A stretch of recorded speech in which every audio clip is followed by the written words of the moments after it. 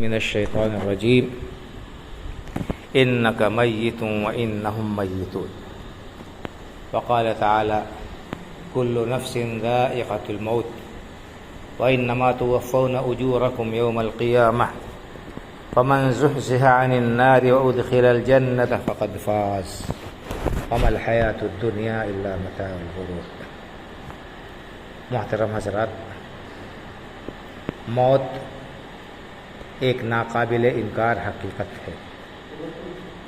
ہر شخص کو اس بات کا یقین ہے کہ ایک نہ ایک دن اسے یہ دنیا چھوڑنی ہے اور اسے یہاں سے رخت سفر باندھنا ہے۔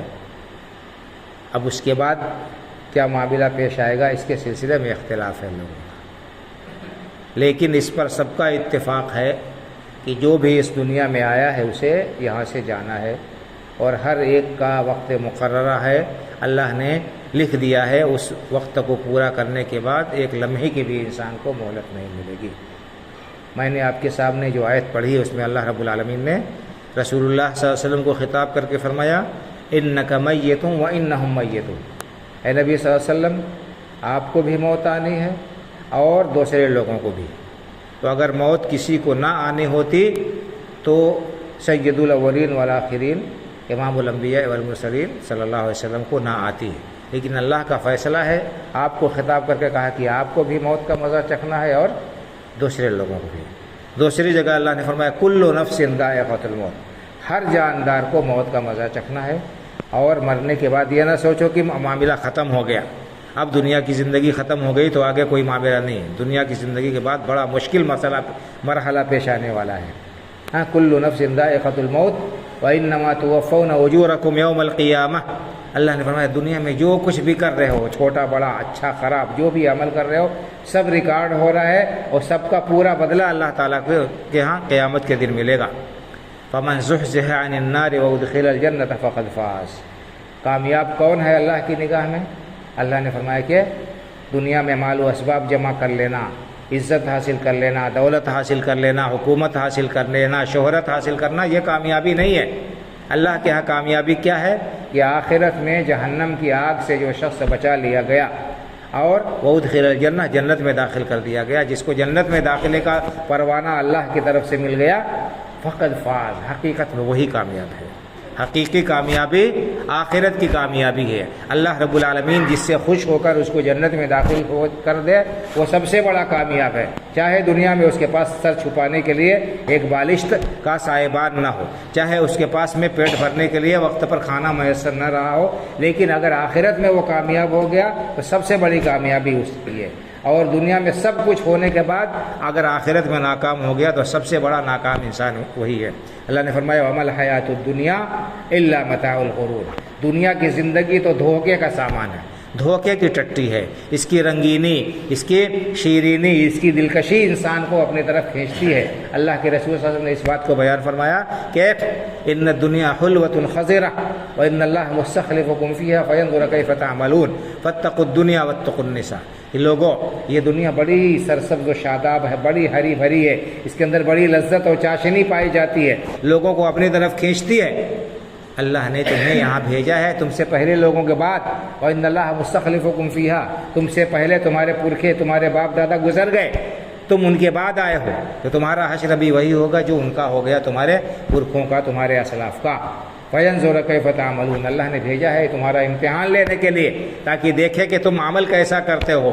فَاتَّقُوا الدُّنْيَا وَاتَّقُوا النِّسَاء، دیکھو دو بڑے فتنے ہیں، دونوں سے ہوشیار رہنا، دنیا سے ہوشیار رہنا، دنیا کی رنگینیوں میں کھو کر کیا ہے آخرت کو فراموش نہ کر بیٹھنا، دنیا کی لذتوں میں منہمک ہو کر مشغول ہو کر آخرت کو نہ بھلا بیٹھنا، اور عورتوں کے فتنے سے بچ کر رہنا۔ عورتیں بھی بہت بڑی آزمائش ہے، دو بڑے فتنے اللہ کے رسول نے بیان فرمائے۔ بہرحال یہ دنیا کی زندگی کی حقیقت ہے کہ چند روزہ ہے اور آنا جانا ہے، جو کچھ بھی انسان کرے گا اس دنیا میں سارا اعمال نامہ اس کا ریکارڈ ہو رہا ہے، قیامت کے دن سب اس کے سامنے رکھ دیا جائے گا۔ فَمَن يَعْمَلْ مِثْقَالَ ذَرَّةٍ خَيْرًا يَرَهُ وَمَن يَعْمَلْ مِثْقَالَ ذَرَّةٍ شَرًّا يَرَهُ، جس نے ذرہ برابر بھی نیکی کی ہوگی قیامت کے دن وہ پالے گا، جس نے ذرہ برابر بھی بدی کی ہوگی وہ پالے گا، اپنے اعمال نامے میں درج کوئی بھی چیز چھوٹی ہوئی نہیں ہوگی۔ تو بہرحال جو اس دنیا سے چلا گیا اس کا اعمال نامہ بند ہو گیا، اب اس کے اعمال نامے میں کوئی لکھا نہیں جائے گا۔ جو زندہ ہے ان کے لیے مہلت ہے، موقع ہے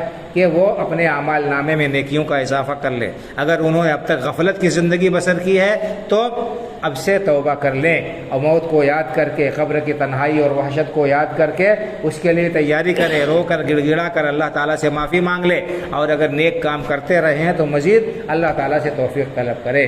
یہ ہمارے لیے موقع ہے، ہم ہر روز اور آئے دن اپنے عزیزوں کو، متعارفین کو، قریبی لوگوں کو دفن کرتے رہتے ہیں۔ ہمارے پاس میں خبریں آتی رہتی ہیں، فلاں کا انتقال ہو گیا، فلاں کا انتقال ہو گیا، لیکن ہمارے دل اتنے سخت ہو گئے ہیں کہ موت کا ذکر سننے کے بعد بھی ہمارے دلوں پر کوئی اثر نہیں ہوتا ہے، ہم اپنی موت کو یاد نہیں کرتے ہیں۔ یہاں تک ہمارے دلوں کی سختی پہ پہنچ گئی ہے کہ ہم قبرستان میں ہوتے ہیں، ایک آدمی کو قبر میں اتارتے رہتے ہیں، وہاں پر بھی ہمارا جو ہے ٹھٹھا مذاق، ہنسی کھیل تماشا نہیں جاتا ہے، وہاں پر بھی ادھر ادھر کی باتیں ہم کرتے ہیں۔ تو ایسا نہیں ہونا چاہیے، ہمیں موت سے ڈرنا چاہیے، اس کی تیاری کرنی چاہیے، اس کے سختیوں سے اللہ کی پناہ مانگنا چاہیے، اور آخرت کے لیے توشہ جو ہے جمع کرنا چاہیے۔ ذرا سوچئے کہ اس گرمی میں تھوڑی دیر کے لیے لائٹ نہیں ملتی ہے، پنکھا نہیں ملتا ہے، کتنا انسان بیاکل ہو جاتا ہے، پریشان ہو جاتا ہے۔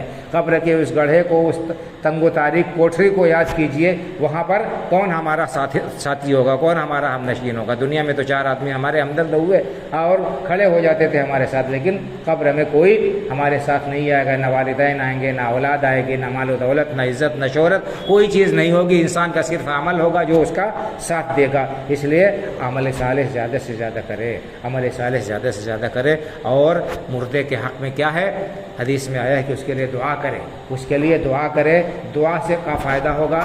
میت کی طرف سے صدقہ و خیرات کرنا چاہیے، لیکن اس کے لیے کوئی تخصیص نہیں ہے کسی خاص دن کی، کہ اور جو مروجہ رسوم ہے، تیجا کیا جاتا ہے، 40واں کیا جاتا ہے، فنا کیا جاتا ہے، یہ بالکل شریعت سے ثابت نہیں ہے، یہ بالکل بھی شریعت سے ثابت نہیں ہے۔ اگر آپ کو میت کو فائدہ پہنچانا ہے تو اس کے لیے دعا کریں، کسی بھی وقت دعا کر سکتے ہیں، اور جو آپ کو توفیق ملے اس کی طرف سے صدقہ و خیرات کر سکتے ہیں۔ صدقہ جاریہ، اگر کوئی ایسا کام انسان کرے جس کا ثواب باقی رہتا ہے، جو چیز باقی رہتی ہے زیادہ بہتر ہے۔ صدقہ جاریہ مثلا کہیں پر کنواں کھدوا دیا، کہیں ہینڈ پائپ لگوا دیا، کسی غریب کے لیے آپ نے روزی روٹی کا انتظام کر دیا، کسی بیوہ کے لیے سلائی مشین کا انتظام کر دیا، وہ اس سے اپنا پیٹ پردہ چلا رہی ہے، جب تک یہ چیزیں باقی رہیں گی ثواب ملتا رہے گا دینے والے کو۔ جاڑے میں کسی کے لیے کمبل کا انتظام کر دیا، کسی کے لیے سویٹر کا انتظام کر دیا، کسی کے لیے لحاف کا انتظام کر دیا، جب تک وہ استعمال کرتا رہے گا، جس کی طرف سے صدقہ کیا گیا ہے ثواب ملتا رہے گا۔ تو جو سنت کا طریقہ ہے اسی کو ہمیں اپنانا چاہیے، اختیار کرنا چاہیے،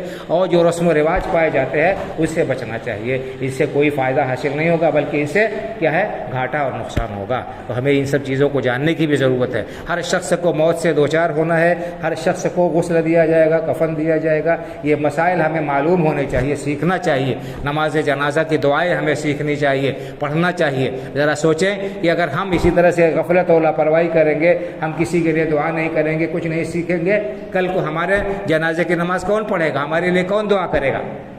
اس لیے انسان کو اپنے ساتھ مخلص ہونا چاہیے، اپنی فکر کرنی چاہیے، اور یہ جو ضروری چیزیں ہیں، جو احکام و مسائل ہیں، ان کو جاننا اور سیکھنا چاہیے۔ علم سیکھنا اتنا ضروری ہے کہ انسان کے جو ضروریات ہیں ان کے بارے میں اس کو پتہ ہو اور شریعت کے مطابق ان کاموں کو انجام دے سکے۔ اللہ تعالیٰ جانے والے کی مغفرت فرمائے، ان کے درجات بلند کرے، ان کے قبر کو نور سے بھر دے، ان کے گھر والوں کو اللہ تعالیٰ صبر جمیل عطا فرمائے، ان کے بچوں کا حامی و ناصر ہو۔ اللہ تعالیٰ ہم سب کو آخرت کو یاد کرنے کی، اس کے لیے تیاری کرنے کی توفیق عطا فرمائے، آمین۔ وآخر دعوانا الحمدللہ رب العالمین، وصلی اللہ علی نبینا محمد وعلی آلہ وصحبہ اجمعین۔ السلام علیکم ورحمۃ اللہ وبرکاتہ۔